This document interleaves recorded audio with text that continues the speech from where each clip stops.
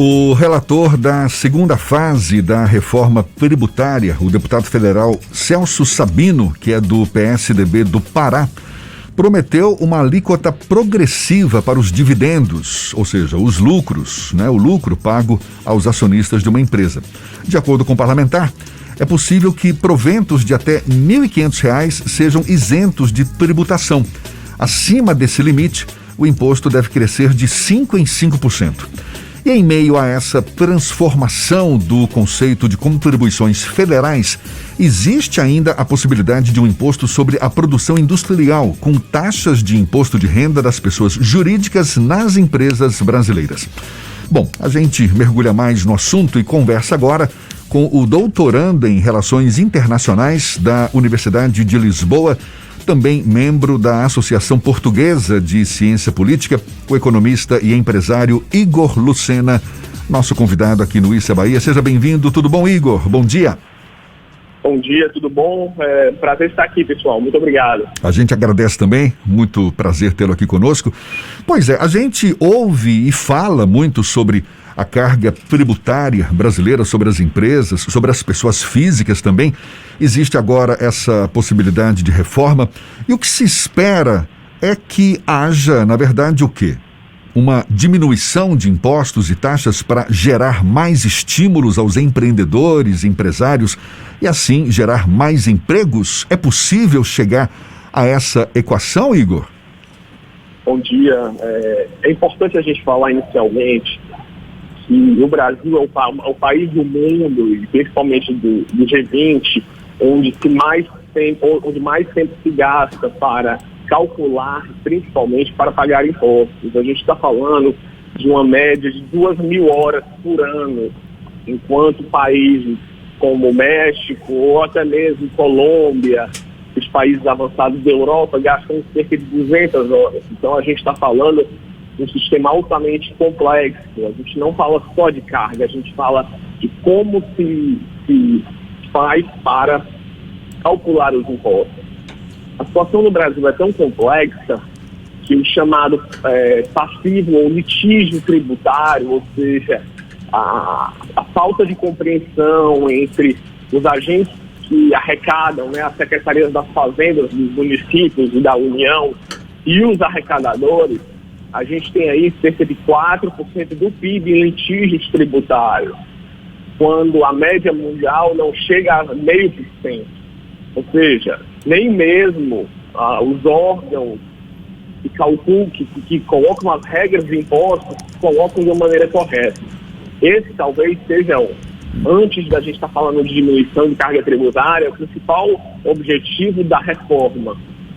E o problema é que essa reforma que a gente está analisando, como você havia falado, de substituição de taxação de dividendos progressivos, na verdade, o que a gente está encontrando é uma reforma que foi fatiada, Por um lado, a gente tem uma possibilidade de unificação de impostos, foi a proposta do economista Bernardo Api. Por outra, a gente está vendo essa da própria União, que reduz o imposto sobre pessoas jurídicas, mas aumenta os impostos sobre taxação de dividendos. E, na verdade, e aí eu queria deixar bem claro isso para todos os ouvintes, é que a gente não sabe o que vai terminar.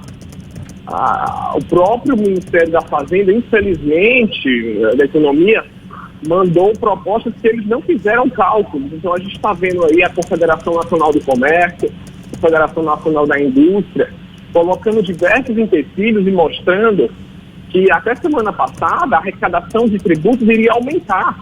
Então a gente estava vendo uma suposta alteração de alíquotas, onde no final os impostos seriam mais caros, isso seria mais nocivo para toda a sociedade. Hoje está se debatendo, e aí era o objetivo inicial, é que por mais que hoje nós não consigamos baixar as nossas alíquotas de impostos, mas pelo menos que eles fiquem mais eficientes. Ou seja, que você possa pagar, você vendeu, você tem uma maneira muito simples e direta de pagar esses impostos. Por aqui para o Nordeste, eu acho que o mais nocivo que nós temos é o próprio ICMS, aonde cada estado da federação tem uma maneira de calcular e de analisar de maneira diferente, e que isso torna situação absurda para todas as empresas. Então, infelizmente, o que nós estamos assistindo hoje é uma reforma tributária que foi fatiada, o Senado tem uma parte, a Câmara tem outra, o governo tem outra, e no final a gente não sabe o que vai acontecer. E o meu medo é a gente terminar com um sistema pior do que a gente já tem hoje. Pois é. Igor, pela tua experiência internacional, você citaria algum modelo de tributação, modelo de reforma tributária que seja mais bem sucedido, que obriga sim empresas e pessoas físicas a recolherem seus impostos, mas que ao mesmo tempo seja um estímulo para a geração de emprego, de renda? Porque aqui no Brasil parece que essa discussão se arrasta há décadas e nunca se chega a um consenso, não é? Exato. Vamos lá. A gente tem que pensar alguns pontos positivos e pontos que são, acho que, sempre comuns. Primeiro, a gente tem que retirar impostos que pese sobre o trabalho, tá? O que eu vou falar que pode soar radical, mas na verdade não é. Essa situação que a gente tem hoje de 13º salário é uma coisa que no final não tem muito sentido na prática, e nem o próprio FGTS. Eu diria que a primeira coisa que eu faria seria você pegar o valor do FGTS que as empresas pagam no 13º salário e você já incorpora isso nos 12 meses. Automaticamente você vai estar aumentando a renda das pessoas e você vai estar colocando o nível de emprego e salário não só num patamar mais alto, mas você vai estar equalizando ao nível internacional. Tributos sobre gasolina, automóveis, bens de consumo duráveis, são extremamente nocivos para o desenvolvimento econômico. Nenhuma das grandes nações do mundo faz esse tipo de tributo que chega a 48%. O que a gente tem que focar realmente é na tributação sobre a renda, sobre os valores finais. De uma certa maneira, era ou é ainda o espírito dessa reforma tributária.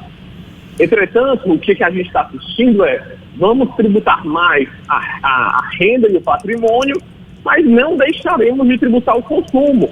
Então isso não tem sentido algum, porque no final você vai estar só tornando a situação de todas as pessoas, sejam pessoas físicas ou jurídicas, piores do que já está. Então, não pode haver sistemas diferentes dentro do Estado. Na minha opinião, a gente tem que entrar no sistema conhecido como taxação de valor agregado, onde você tem uma alíquota federal, uma municipal, uma estadual sobre o consumo. Essas alíquotas seriam baixas. A gente está falando alíquotas aí que não poderiam passar de 10%.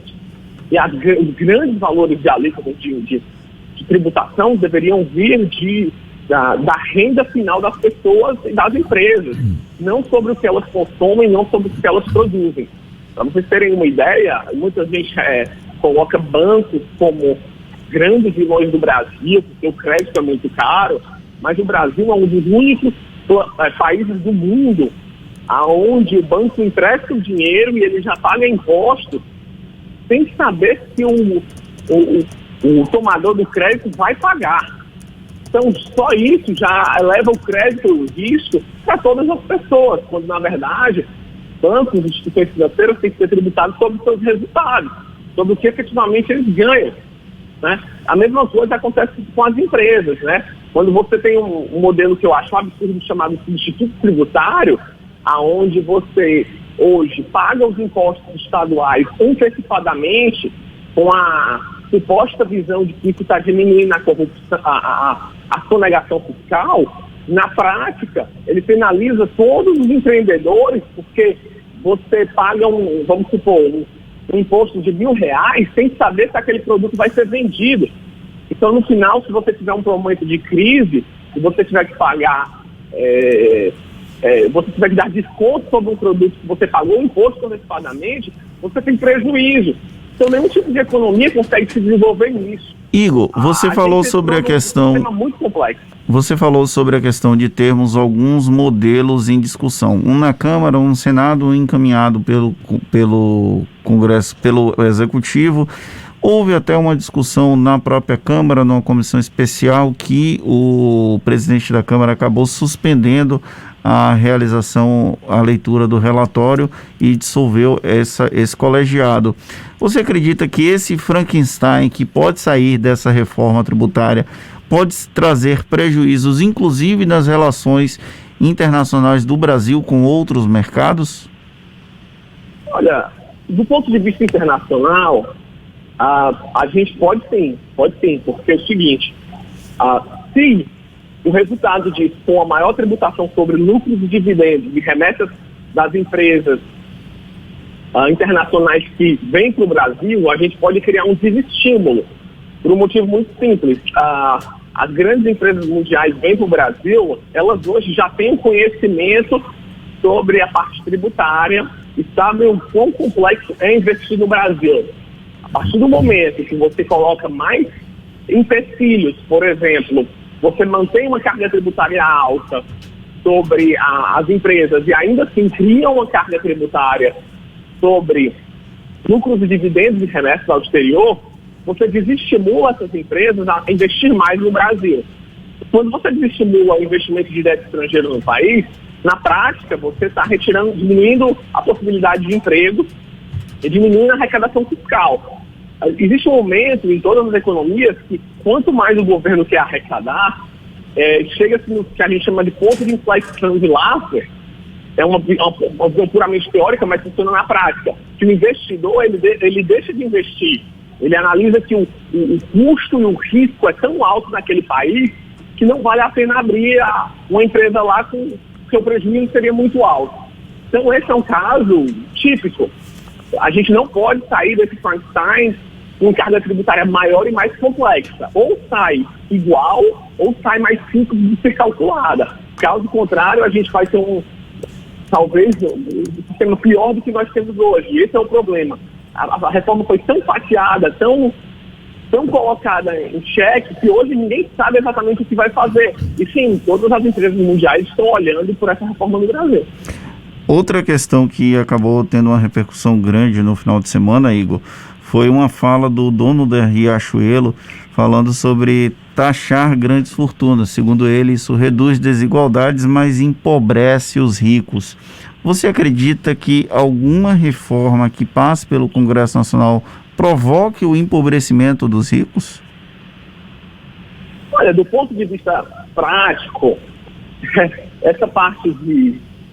e aí eu não vou ser hipócrita a ponto de negar isso, né? Eu acho que, assim, essa fala dele, existe um sentido prático da taxação de grandes fortunas.